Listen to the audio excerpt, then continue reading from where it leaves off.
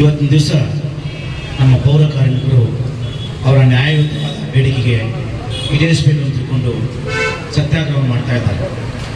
ನಿಜವಾಗಿ ದೇಶದ ಗಡಿಯಲ್ಲಿ ಸೈನಿಕರು ಹೇಗೆ ನಮ್ಮ ಸೇವೆಯನ್ನು ಮಾಡ್ತಾ ಇದ್ದಾರೆ, ಅದೇ ಥರ ನಮ್ಮ ನಗರದಲ್ಲಿ ಸೇವೆಯನ್ನು ಮಾಡ್ತಕ್ಕಂಥದ್ದು ಯಾರಂದರೆ ಅವರು ಪೌರ ಕಾರ್ಮಿಕರು ಅಂತ ಹೇಳಲಿಕ್ಕೆ ನಾನು ಇಷ್ಟಪಡ್ತಾ ಇದ್ದೀನಿ. ಸರ್ಕಾರಕ್ಕೆ ನಮ್ಮ ಬೀದಿ ಬದಿ ವ್ಯಾಪಾರ ಸಂಘಟನೆ ವತಿಯಿಂದ ನಾವು ಸಹಿತ ಆಗ್ರಹ ಮಾಡ್ತಾ ಇದ್ದೀವಿ. ಅವರ ನ್ಯಾಯಯುತವಾದ ಬೇಡಿಕೆಯನ್ನು ಈಡೇರಿಸಬೇಕು. ಕೇವಲ ಒಂದು ದಿವಸದಲ್ಲಿ ಅವರ ಕೆಲಸವನ್ನು ಬಿಟ್ಟದಕ್ಕೋಸ್ಕರ ಇವತ್ತು ರಸ್ತೆಯ ಅಕ್ಕಪಕ್ಕದಲ್ಲಿರ್ಬೋದು, ಮನೆಯ ಪಕ್ಕದಲ್ಲಿರ್ಬೋದು, ಇವತ್ತು ಗಬ್ಬೆ ಅಂತೂ ನಾಡ್ತಾ ಇದೆ ಕೇವಲ ಒಂದು ದಿವಸಕ್ಕೆ. ಅವರು ಇನ್ನೂ 2-3 ದಿವಸ 4-5 ದಿವಸ ಹೀಗೆ ಮುಂದುವರೆದ್ಬಿಟ್ರೆ ಸಂಪೂರ್ಣವಾಗಿ ನಮ್ಮ ನಗರದ ಸಾರ್ವಜನಿಕರ ಬದುಕು ಹಾಳಾಗಿರುತ್ತೆ. ಅದಕ್ಕೋಸ್ಕರ ನಮ್ಮ ಸರ್ಕಾರ ಎಚ್ಚೆತ್ತುಕೊಳ್ಬೇಕು. ಅವರಿಗೆ ನ್ಯಾಯಯುತವಾದ ಬೇಡಿಕೆಯನ್ನು ಈಡೇರಿಸಲೇಬೇಕು. ನಾವು ಬೀದಿ ಬದಿ ವ್ಯಾಪಾರಸ್ಥರ ಸಂಘಟನೆ ವತಿಯಿಂದ, ರಾಜ್ಯ ಸಂಘ ವತಿಯಿಂದ ಸಹಿತ ಅವರು ಬೆಂಬಲವಾಗಿ ನಿಲ್ತೀವಿ. ಇವತ್ತು ನೈತಿಕವಾಗಿ ಬೆಂಬಲ ನಾವು ಕೊಡ್ತಾ ಇದ್ದೀವಿ. ಮುಂದಿನ ದಿನಮಾನದಲ್ಲಿ ಇಡೀ ಇಳಕಲ್ ನಗರದ ಎಲ್ಲಾ ಬೀದಿ ಬದಿ ವ್ಯಾಪಾರಸ್ಥರು ತಮ್ಮ ಕೆಲಸ ಕಾರ್ಯಗಳ ಬದಿಗೊತ್ತಿ ಅವ್ರ ಜೊತೆ ಇರ್ತೀವಿ ಅಂತ ಹೇಳುವಂತ ಮಾತನ್ನ ಹೇಳಲಿಕ್ಕೆ ಇಷ್ಟಪಡ್ತಾರೆ. ಅದಕ್ಕೋಸ್ಕರ ಈ ಸತ್ಯಾಗ್ರಹ ತಮ್ಮ ಎಲ್ಲ ಬೇಡಿಕೆ ಈಡೇರುವವರೆಗೂ ಸಹಿತ ಮುಂದುವರಿಸಿಕೊಂಡು ಹೋಗಬೇಕು.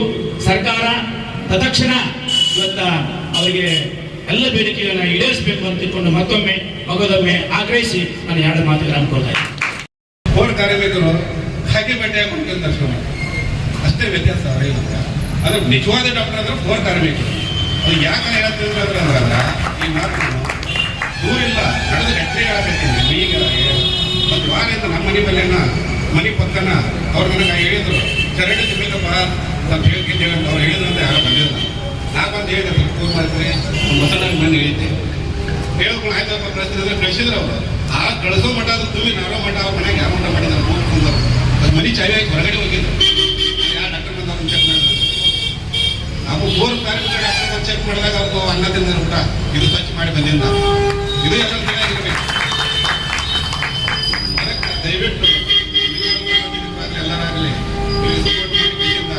ಸರ್ಕಾರದಿಂದ ಏನು ಬರೋದು ನಮ್ಗೆ ಹೇಳಿದ್ರು ಮುಂದಿನ ದಿನಮಾನದಲ್ಲಿ ಸಪೋರ್ಟೋದೆವು. ಈಗ ಸ್ವಲ್ಪ ಜನ ಬಂದೆವು, ಮುಂದಿನ ದಿನಮಾನದಲ್ಲಿ ಸಾವಿರಾರು ಜನ ಬಂದು ನಮ್ಮ ಸಪೋರ್ಟ್ ಮಾಡ್ತೇವೆ ಅಂತ ನಾನು 2 ಮಾತು ನಾವಿಲ್ಲಿ ದೀಪು ದೀಕ್ಷಾ ಟ್ರಸ್ಟ್ನಿಂದ ಮತ್ತು ಇಂಡಿಯನ್ ಟ್ರಸ್ಟ್ ಮತ್ತು ಭೀಮ್ ಆರ್ಮಿ ಅದರಿಂದ ನಿಮ್ಗೆ ಸಪೋರ್ಟ್ ಮಾಡಕ್ ಬಂದೀವಿ. ನಾವು ಏನೇ ಬರಲಿ ಯಾವುದೇ ಕಾರಣಕ್ಕೂ ಈ ಮುಸ್ಕರ ನಿಲ್ಬಾರ್ದು.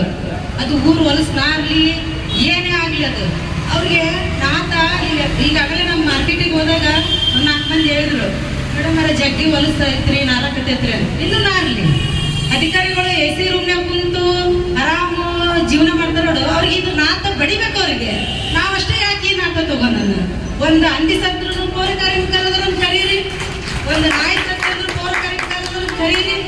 ಒಬ್ಬ ಯಾವನೇ ಹುಡುಕ ಅನಾಥ ಯಾರೇ ಸತ್ರು ಅದನ್ನ ಹೆಣ ಹುಡುಕನು ಪೌರ ಕಾರ್ಮಿಕರು ಬೇಕು. ಮತ್ತೆ ಅವ್ರನ್ನ ಬೇಡಿಕೆಗಳು ಈಡೇರ್ಸಕ್ಕೆ ನಿಮ್ಗೆ ಗೊತ್ತಾಗಂಗಿಲ್ಲ. ಎಲ್ಲದಕ್ಕೂ ಪೌರ ಕಾರ್ಮಿಕರೇ ಬೇಕು. ಮತ್ತೆ ಅವ್ರದ್ದು ಏನೈತಿ ಸಮಸ್ಯೆಗಳನ್ನ ತಿಳ್ಕೊಂಡು ಅವ್ರದ್ದೇನು ಬೇಡಿಕೆ ಐತಿ ಅದನ್ನ ಇದು ಮಾಡಕ ನಿಮ್ಗೆ ಯಾರಿಗೂ ಗೊತ್ತಾಗಂಗಿಲ್ಲ. ಊರು ಹೊಲಸ್ನಾರ್ಲಿ ಓಣಿ ಹೊಲಸ್ನಾರ್ಲಿ ಇದು ನಾತ ಎಲ್ಲಿ ತನ ಮುಟ್ಬೇಕಂದ್ರೆ ನಿಮ್ಮ ಬೇಡಿಕೆ ಈಡೇರುತ್ತಾರೆ. ಈ ನಾತ ಹಂಗೆ ಅರಳಿ ಇದು ಗಪ್ಪು ನಾತ ಅವ್ರಿಗೆ ಬಡಿಗದು. ನೀವಷ್ಟೇ ಯಾಕೆ ಅನ್ಭವಿಸ್ತೀರಿ ಅದನ್ನೆಲ್ಲ? ನಾವು ಸದಾ ನಿಮ್ ಜೊತೆ ಇರ್ತೀವಿ. ಯಾವ ಟೈಮ್ ಬೇಕಾದ್ರೂ ಕರೀರಿ, ಸದಾ ನಿಮ್ ಜೊತೆ ಇರ್ತೀವಿ. ನಾವು ದೊಡ್ಡ ಅಧಿಕಾರಿಗಳಿಗೆ ಇದ್ರದ್ದು ಗೊತ್ತಾಗಂಗಿಲ್ಲ. ಯಾಕಂದ್ರೆ ನಮ್ಮ ಮನೆಯಲ್ಲಿ ನಮ್ಮ ಅಣ್ಣ ತಮ್ಮರು ನಮ್ಮ ತಂಗಿಯರು ಇದೇ ಇದ್ರೊಳಗನ ದುಡಿತಾರೆ. ನನಗೆ ಗೊತ್ತದ್ರದ್ದು ಏನಂತೇಳಿ ನಾನು ಪ್ರತಿ ಸಲನೂ ಬಜಾರ್ಗೆ ಹೋಗೋ ಮುಂದೆ ಅವ್ರಿಗೆಲ್ಲರಿಗೂ ಹೇಳ್ತಿರ್ತೀನಿ. ನಾನು ಕೈಗೆಲ್ಲ ಇದು ಗ್ಲೌಸ್ ಹಾಕೋರಿ, ಮಾಸ್ಕ್ ಹಾಕೋರಿ, ನೀಟ್ನೆಸ್ ಇದು ಮಾಡ್ರಿ. ನೀವು ನಿಮ್ದು ಒಂದು ಜೀವನ ಐತಿ. ಯಾರೋ ಕರೀತಾರ ಚರಂಡಿ ಇಳಿ ಅಂತಾರ, ಇಳಿಬೇಡ್ರಿ. ಆಗತ್ತೆ ನಿಮ್ಮದು ಏನು ಸೌಕರ್ಯಗಳದನ್ನು ಒಂದು ನಂದು ಕೇಳಿ ಇಳಿರಿ. ನಿಮ್ದು ಜೀವನದ ನಾಳೆ ಮಕ್ಕಳದಾವು ಎಲ್ಲ ನೋಡ್ಕೋಬೇಕು. ಅಂದ್ರೆ ಇಷ್ಟು ಎಲ್ಲಾ ಬೇಡಿಕೆನೂ ಈಡೇರಿಸ್ತಾರ. ಪೌರ ಕಾರ್ಮಿಕರ ಬೇಡಿಕೆನ ಯಾಕೆ ಈಡೇರಿಸಂಗಿಲ್ಲ? ಇದು ಪ್ರಶ್ನೆ. ಇದು ಯಾಕಪ್ಪ ಅಂದ್ರ ಒಂದ್ ಊರ್ ಸ್ವಚ್ಛ ಇರ್ಬೇಕಂದ್ರೆ ನೀವೆಲ್ಲಾರು ಬೇಕು. ನಿಮ್ ಬೇಡಿಕೆನ ಈಡೇರಿಸಲ್ಲ ಇದು ಎಲ್ಲಿ ತನ ಆಗತ್ತಾಗ್ಲಿ. ಒಂದ್ ಹಂದಿ ಸತ್ತಿ ಒಂದ್ ನಾಯಿ ಸತ್ತಿ ಅಂದ್ರೆ ಸೀದಾ ಹೋಯ್ತು ದೊಡ್ಡ ಅಧಿಕಾರಿಗಳು AC ರೂಮ್ನಾಗ ಕುಂತಿರ್ತಾರ. ಅವ್ರ ಮನೆ ಮುಂದೆ ಹೋಗಿರಿ ನೀವು, ಹೋಗಿ AC ರೂಮ್ನಾಗ ಅಂದ್ರೆ ಗೊತ್ತಾಗುತ್ತಿದ್ದು ವಾಸನೆ ಏನ್ ಅನ್ನೋದು. ಇವರೆಲ್ಲ ಪೌರ ಕಾರ್ಮಿಕರು ಹೆಂಗ್ ಜೀವನ ಮಾಡ್ತಾರ ಅನ್ನೋದು. ಯಾಕಂದ್ರೆ ಆರಾಮ್ ಸರಿ ಇದ್ದಾಗ ಏನು ಗೊತ್ತಾಗಂಗಿಲ್ಲ. ಅದು ಇಲ್ಲಿ ಬಂದು ದುಡ್ದವ್ರಿಗೆ ಗೊತ್ತು. ಅದು ನಾವ್ ಯಾಕೆ ಹೇಳ್ತೇವೆ ಅಂದ್ರೆ ನಮ್ಮ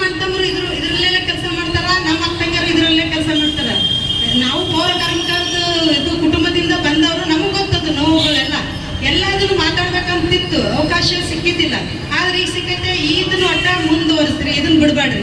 ಎನಿ ಟೈಮ್ ಎಲ್ಲಿ ಅಂದ್ರೆ ಬೆಂಗಳೂರು ಅಂದ್ರೆ ಎಲ್ಲಿ ಅಂದ್ರೆ ನಾವು ಬರಕ್ಕೆಲ್ಲ ಸಿದ್ಧದೀವಿ.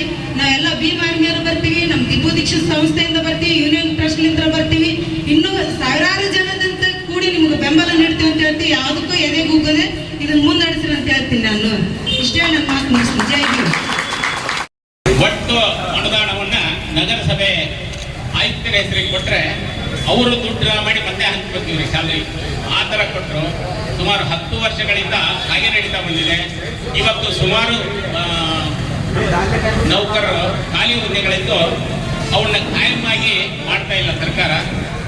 ಬೇಗನೆ ಅವನನ್ನ ಮಾಡಿ ಅವರಿಗೆ ಉಳಿದ ಸರ್ಕಾರಿ ನೌಕರರಿಗೆ ಏನು ಸೌಲಭ್ಯಗಳದಾವೋ ಅವು ಸಿಗುವಂತ ವ್ಯವಸ್ಥೆ ಮಾಡಬೇಕು ಅಂತಕ್ಕಂಥ ಆಗ್ರಹ ನಮ್ಮೆಲ್ಲರದಾಗಿದೆ.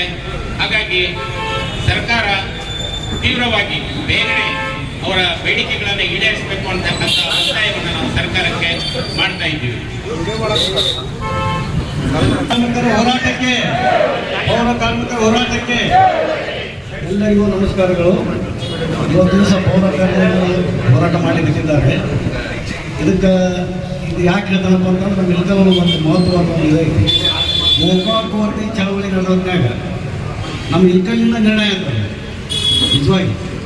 ಅದಕ್ಕೆ ಹೋರಾಟಕ್ಕೆ ಯಶಸ್ವಿರ್ತಾರೆ. ಆಮೇಲೆ ಇನ್ನೊಂದು ವಿಷಯ ಹೇಳ್ತಾರೆ, ಈ ಕಾಕಿ ಈಗ ಕಾಕಿ ಅಂತ ಯಾಕೆ ಕೊಟ್ರಪ್ಪ ಅಂತಂದ್ರೆ ನೋಡ್ರಿ, ಕಾಕಿ ಕೊಟ್ಟವರು ಕಾಕಿ ಹಾಕ್ಕೊಂಡವ್ರು ಒಂದು ಅರ್ಧ ತಾಸು ಪೌರ ಕಾರ್ಮಿಕರು ಹಿಡ್ಕೊಂಡು ಇದು ಮಟ್ಟ ಡಿಫೆನ್ಸ್ ಮಟ್ಟ ಸೈನಿಕರು ಒಂದು ಅರ್ಧ ತಾಸು ನೀವು ಸ್ಥಗಿತ ಮಾಡಿಬಿಡ್ರಿ, ಸತ್ಯನಾಶ ಹೋಗ್ಬಿಡ್ತಾರೆ ದೇಶನ. ಅದಕ್ಕೆ ದಯವಿಟ್ಟು ಸರ್ಕಾರದವರು ಸಿದ್ದರಾಮಯ್ಯನವರಿಗೆ ಮತ್ತು ಎಲ್ಲ ರಾಜಕಾರಣಿಗಳು ಒಂದು ವಿನಂತಿ ಮಾಡಿರ್ತಾರೆ. ಈಗ 5 ಗ್ಯಾರಂಟಿ ಕೊಟ್ಟಾರ. ಈ ಪೌರ ಕಾರ್ಮಿಕರ ಬಾಕಿ ಅಂತೇಳಿ ಮತ್ತೊಂದು ಗ್ಯಾರಂಟಿ ಕೊಟ್ಟವರು.